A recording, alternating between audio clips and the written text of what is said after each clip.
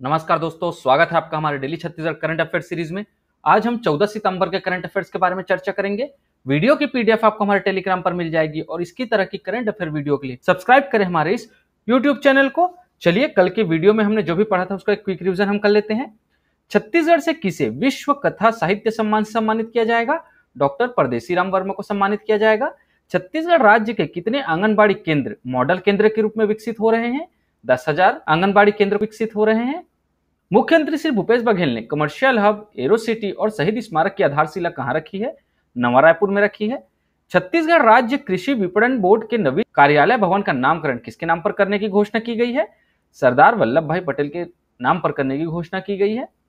झारखंड की मनरेगा टीम द्वारा किस वन मंडल के भूजल उपचार के कार्यों का अवलोकन किया गया है? जशपुर वन मंडल के भूजल उपचार के कार्यों का अवलोकन किया गया है। छत्तीसगढ़ आवास एवं पर्यावरण तथा वाणिज्य कर आबकारी विभाग के विदेश सचिव के पद पर किसने कार्यभार ग्रहण किया है? श्री महादेव कावरे ने कार्यभार ग्रहण किया है। एकलव्य आदर्श आवासीय विद्यालयों की राज्य स्तरीय साहित्यिक प्रतियोगिता में कौन से संभाग ओवरऑल चैंपियन बना है? बिलासपुर संभाग चैंपियन बना है। एकलव्य आदर्श आवासीय विद्यालयों की राज्य स्तरीय सांस्कृतिक प्रतियोगिता में कौन सा संभाग ओवरऑल चैंपियन बना है? सरगुजा संभाग चैंपियन बना है। मुख्यमंत्री श्री भूपेश बघेल ने स्वच्छता दीदियों के मानदेय वृद्धि हेतु राज्य शासन द्वारा कितने करोड़ रुपए की स्वीकृति दी गई है? 79.76 करोड़ रुपए की स्वीकृति दी गई है। पिछले वीडियो का क्विज क्वेश्चन है कि छत्तीसगढ़ के किस विश्वविद्यालय में रत्न विज्ञान संग्रहालय की स्थापना की गई है? पंडित रविशंकर विश्वविद्यालय में स्थापना की गई है। चलिए, आज के पहले प्रश्न की ओर चलते हैं। छत्तीसगढ़ में मुख्यमंत्री बाल संदर्भ योजना के तहत वर्ष 2022-23 में कितने बच्चों को लाभान्वित किया गया है? इसका सही उत्तर है ऑप्शन बी, 1.46 लाख बच्चों को लाभान्वित किया गया है। गंभीर कुपोषित बच्चों को कुपोषण के चक्र से बाहर लाकर प्रदेश में कुपोषण की दर में कमी लाने के लिए मुख्यमंत्री बाल संदर्भ योजना का संचालन किया जा रहा है। इसके तहत वर्ष 2022-23 में लगभग 1,46,000 बच्चों को लाभान्वित किया गया है। अगला प्रश्न है, छत्तीसगढ़ की बैडमिंटन खिलाड़ी आकर्षि कश्यप ने विश्व रैंकिंग में कौन सा स्थान हासिल किया है? इसका सही उत्तर है ऑप्शन सी, 38वां स्थान हासिल किया है। छत्तीसगढ़ की स्टार महिला बैडमिंटन खिलाड़ी आकर्षि कश्यप ने वर्ल्ड रैंकिंग में 38वां स्थान हासिल कर लिया है। वहीं पीवी सिंधु की 14वीं रैंक के बाद आकर्षि कश्यप देश में दूसरे नंबर पर आ गई हैं। आकर्षि कश्यप को महिला सिंगल्स में एक स्थान का फायदा हुआ है। बैडमिंटन फेडरेशन की ओर से जारी रैंकिंग में स्टार शटलर साइना नेहवाल अब 55वें रैंक पर पहुंच गई हैं। तो ध्यान रखिएगा दोस्तों, साइना नेहवाल की जो रैंक है, विश्व रैंक, वो 55वीं है। वहीं आकर्षि कश्यप का विश्व में रैंक 38वां है। ठीक है। और पीवी सिंधु के बाद देश में दूसरे नंबर पर कौन आ गई है? आकर्षि कश्यप आ गई हैं। तो ये दो तरीके से ये प्रश्न बनते हैं। अगला प्रश्न है, छत्तीसगढ़ में राज्य स्तर पर आयुष्मान भव योजना का शुभारंभ निम्न में से किसने किया है? इसका सही उत्तर ऑप्शन बी, श्री टी.एस. सिंहदेव जी ने किया है। राष्ट्रपति द्रौपदी मुर्मू ने 13 सितंबर 2023 को गांधीनगर से आयुष्मान भव अभियान का शुभारंभ किया है। देश के हर गांव, हर शहर तक स्वास्थ्य सेवाओं की अधिकतम कवरेज प्रदान करने के लिए यह अभियान चलाया जा रहा है। आयुष्मान भव अभियान के अंतर्गत आगामी 17 सितंबर से आयुष्मान आपके द्वार 3.0 के तहत पात्र व्यक्तियों को आयुष्मान कार्ड का वितरण किया जाएगा। और राज्य स्तर पर तो छत्तीसगढ़ के उप मुख्यमंत्री श्री टी.एस. सिंहदेव ने अंबिकापुर से शुभारंभ कार्यक्रम में वर्चुअली जुड़कर राज्य में इस अभियान की शुरुआत की है। उप मुख्यमंत्री श्री टी.एस. सिंहदेव ने छत्तीसगढ़ में आयुष्मान भव योजना का शुभारंभ करते हुए सभी स्वास्थ्य योजनाओं एवं कार्यक्रमों का लाभ जरूरतमंदों तक पहुंचाने को कहा है। श्री टी.एस. सिंहदेव ने कार्यक्रम में हितग्राहियों को आयुष्मान कार्ड का वितरण किया और टीबी के मरीजों को गोद लेने वाले निक्षय मित्रों को सम्मानित भी किया है। तो ध्यान रहे दोस्तों, यहां पर जो आयुष्मान भव योजना है, इसका शुभारंभ जो है राष्ट्रीय स्तर पर श्रीमती द्रौपदी मुर्मू जी ने किया है। और छत्तीसगढ़ में राज्य स्तर पर आयुष्मान भव योजना का शुभारंभ स्वास्थ्य मंत्री और उप मुख्यमंत्री श्री टी.एस. सिंहदेव जी ने किया है। अगला प्रश्न है, छत्तीसगढ़ में त्रिस्तरीय पंचायती राज संस्थाओं को 15वें वित्त आयोग की अनुशंसा पर कितने रुपए जारी किए गए हैं? इसका सही उत्तर है ऑप्शन डी 562 करोड़ 50 लाख रुपए जारी किए गए हैं। छत्तीसगढ़ में त्रिस्तरीय पंचायती राज संस्थाओं को 15वें वित्त आयोग की अनुशंसा पर कुल 562 करोड़ 50 लाख रुपए जारी किए गए हैं। प्रदेश की ग्राम पंचायतों, जनपद पंचायतों और जिला पंचायतों को इनमें से टाइड ग्रांट के रूप में 337 करोड़ 50 लाख रुपए और अनटाइड ग्रांट के रूप में 225 करोड़ रुपए की राशि जारी की गई है।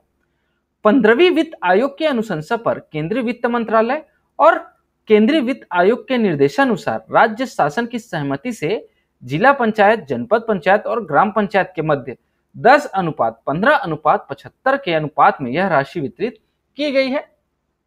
तो ध्यान रखिएगा दोस्तों, जिला पंचायत, जनपद पंचायत और जो ग्राम पंचायत है उनके मध्य जो राशि वितरित की गई है उनका अनुपात 10:15:75 है। ठीक है। अगला प्रश्न है, छत्तीसगढ़ में पोला त्योहार कब मनाया जाता है? इसका सही उत्तर है ऑप्शन बी, भादो अमावस्या को छत्तीसगढ़ में पोला त्योहार मनाया जाता है।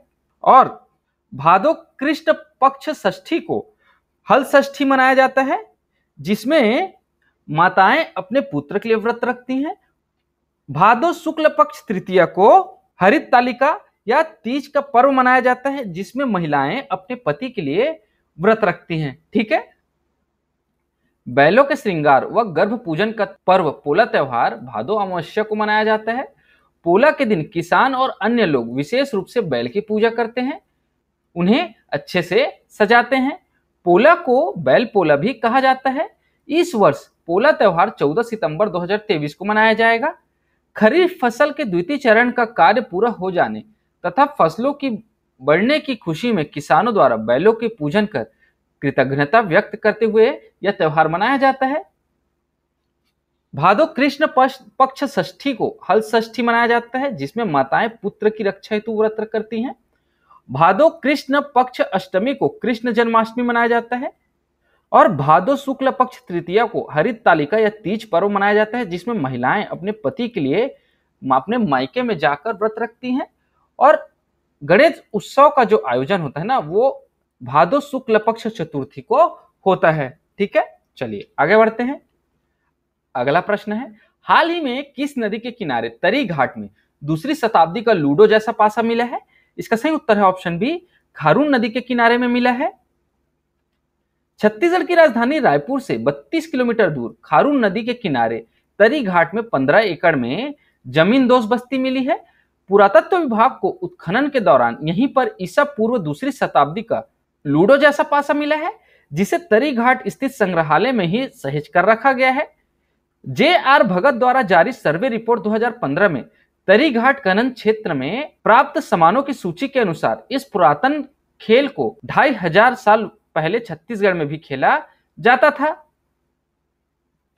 अगला प्रश्न है, मनरेगा के अंतर्गत 100 दिनों का रोजगार देने में छत्तीसगढ़ पूरे देश में कौन से स्थान पर है? इसका सही उत्तर है ऑप्शन ए, पहले स्थान पर है। बीते 4.5 वर्षों में छत्तीसगढ़ में रोजगार के अवसर लगातार बढ़े हैं। मनरेगा में जॉब कार्ड धारी परिवारों को 100 दिनों का रोजगार देने में छत्तीसगढ़ पूरे देश में शीर्ष स्थान पर रहा है। अगला प्रश्न है, निम्न में से किस जिले में सिहावा कर्णेश्वर रामायण महोत्सव का आयोजन किया गया है? इसका सही उत्तर है ऑप्शन बी, धमतरी जिले में किया गया है। मुख्यमंत्री श्री भूपेश बघेल ने राम वन गमन परिपथ के तहत 11 सितंबर 2023 को धमतरी जिले के नगरी सिहावा के मुकुंदपुर में भगवान राम की 6वीं प्रतिमा का लोकार्पण किया है। परिपथ का लोकार्पण करने के पश्चात धमतरी जिले में आयोजित सिहावा कर्णेश्वर रामायण महोत्सव में भी शामिल हुए हैं। यह मूर्ति 30 फीट ऊंची है, जिसे 9 करोड़ 61 लाख रुपए की लागत से तैयार किया गया है, जो छत्तीसगढ़ की 6वीं मूर्ति होगी। अगला प्रश्न है, दूरस्थ क्षेत्रों में बैंकिंग सेवाएं पहुंचाने में उत्कृष्ट कार्य करने के लिए सम्मानित बीसी सखी खेमेश्वरी तिवारी छत्तीसगढ़ के किस जिले से संबंधित है? इसका सही उत्तर है ऑप्शन जी, गरियाबंद जिले से संबंधित है। छत्तीसगढ़ राज्य ग्रामीण आजीविका मिशन के अंतर्गत डिजिटल फाइनेंस के क्षेत्र में उत्कृष्ट कार्य करने वाली बीसी सखियों को सम्मानित किया गया है। राज्य के ग्रामीण इलाकों में वित्तीय सेवाएं प्रदान करने, सर्वाधिक आय अर्जित करने एवं वित्तीय लेन देन में उत्कृष्ट कार्य करने वाली 15 बीसी सखियों को पुरस्कृत किया गया है। गरियाबंद के धुरवाबाड़ी पंचायत की बीसी बैंक सखी खेमेश्वरी तिवारी को भी दूरस्थ क्षेत्रों में बैंकिंग सेवाएं प्रदान करने और स्थानीय लोगों को बैंकिंग सेवाएं प्रदान करने के लिए सर्वाधिक लेन देन करने के मामले में डिजिटल मणि में पुरस्कृत किया गया है। रायपुर में CSC द्वारा आयोजित डिजिटल मणि कार्यक्रम में उनको पुरस्कृत किया गया है। दोस्तों आज के लिए आपका प्रश्न है, छत्तीसगढ़ में पशु उपचार की सुविधा बढ़ाने के लिए कितने नए पशु औषधालय प्रारंभ किए जाएंगे? 4 ऑप्शन दिए गए हैं। इसका सही उत्तर आप हमें हमारे कमेंट बॉक्स में जरूर बताएं। दोस्तों उत्तर गलत हो या सही, आप इस क्वेश्चन को अटेम्प्ट जरूर करें।